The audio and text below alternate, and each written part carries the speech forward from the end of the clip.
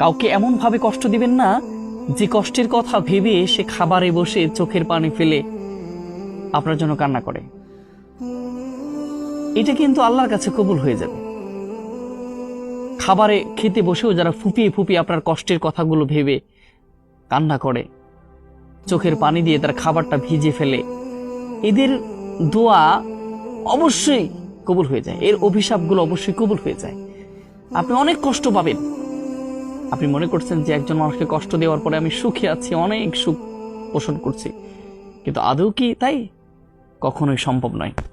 এজন্য আপনি একজন মানুষকে কষ্ট দিচ্ছেন, ঠিক আছে, কষ্ট অতটুকু দেন যতটুকু দিলে আপনি তার সমপরিমাণ কষ্ট নেওয়ার জন্য প্রস্তুত থাকবেন।